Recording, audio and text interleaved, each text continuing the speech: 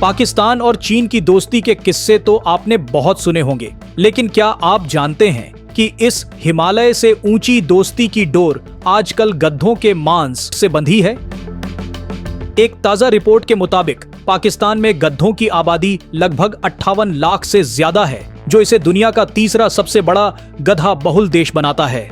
लेकिन हैरानी की बात यह है कि ये गधे अब पाकिस्तान की अर्थव्यवस्था को बचाने के लिए चीन के कसाईखानों की तरफ भेजे जा रहे हैं। चीन की घुड़की और शहबाज सरकार का सरेंडर मामला तब गरमाया जब ग्वादर नॉर्थ फ्री जोन में काम कर रही एक चीनी कंपनी हंगेंग ट्रेड ने पाकिस्तान सरकार को खुली धमकी दे दी। कंपनी का कहना था कि अगर उन्हें गधों के मांस के निर्यात की इजाजत तुरंत नहीं मिली तो वे अपनी फैक्ट्री बंद कर देंगे और बोरिया बिस्तर समेटकर वापस चीन चले जाएंगे। इतना ही नहीं, उन्होंने दूसरे चीनी निवेशकों को भी चेतावनी दे डाली कि पाकिस्तान में पैसा लगाने से पहले 100 बार सोचें। पाकिस्तान, जो पहले से ही विदेशी निवेश FDI के लिए तरस रहा है, इस धमकी से बुरी तरह हिल गया। प्रधानमंत्री शहबाज शरीफ को इसी महीने के अंत में चीन की यात्रा पर जाना है। उन्हें डर था कि अगर यह चीनी कंपनी नाराज होकर चली गई तो बीजिंग में उनका स्वागत काफी ठंडा हो सकता है। नतीजा यह हुआ कि जिस फाइल को अधिकारी महीनों से क्वालिटी स्टैंडर्ड के नाम पर दबाकर बैठे थे, उसे PM ऑफिस के एक फोन कॉल के बाद महज कुछ घंटों में क्लियर कर दिया गया। आखिर चीन को पाकिस्तानी गधों से इतना प्यार क्यों है? आपके मन में सवाल आ रहा होगा कि आखिर चीन इन गधों का करता क्या है? क्या यह सिर्फ खाने के लिए है? जवाब थोड़ा और गहरा है। चीन में गधों की खाल से एक पारंपरिक दवा बनाई जाती है जिसे एजियाओ कहते हैं। चीन के अमीरों के बीच इस दवा की जबरदस्त मांग है।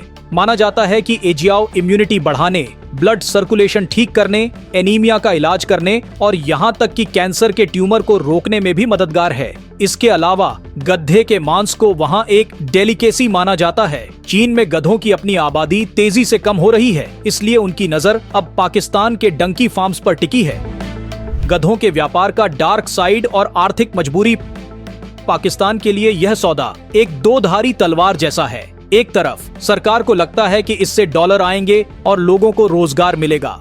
पिछले साल ही दोनों देशों के बीच गधों के बड़े बड़े फार्म खोलने को लेकर हाई लेवल मीटिंग्स हुई थीं। लेकिन सिक्के का दूसरा पहलू यह है कि चीन को भारी मात्रा में एक्सपोर्ट होने की वजह से पाकिस्तान के लोकल मार्केट में गधों की कीमतें आसमान छूने लगी हैं।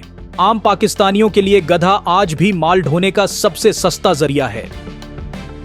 जब गधे की कीमत बढ़ जाती है तो छोटे व्यापारियों और मजदूरों की कमर टूट जाती है। इसके अलावा एक बड़ा डर यह भी रहता है कि एक्सपोर्ट के नाम पर कहीं गधों का मांस चोरी छिपे लोकल मार्केट में मटन या बीफ बताकर न बेच दिया जाए, जिसे लेकर पाकिस्तान में अक्सर विवाद होते रहते हैं। इस पूरे मामले ने पाकिस्तान के सिस्टम की पोल खोल कर रख दी है। चीनी कंपनी हैंगिंग ट्रेड का आरोप था कि वे इंटरनेशनल फूड सेफ्टी के सारे नियम पूरे कर रहे हैं, फिर भी पाकिस्तानी अफसर जानबूझकर देरी कर रहे हैं। कैबिनेट डिवीजन ने ECC के फैसले को मंजूरी के लिए आगे नहीं बढ़ाया, जिससे कंपनी का काम ठप पड़ रहा था। जब पानी सिर से ऊपर चला गया और चीनी कंपनी ने एग्जिट बटन दबाने की धमकी दी, तब जाकर शहबाज सरकार की नींद खुली।